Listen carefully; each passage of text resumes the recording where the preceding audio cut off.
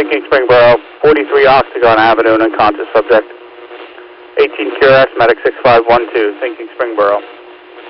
43 Octagon Avenue, Elizabeth Drive and Grenade Avenue. Unconscious subject, 11-6.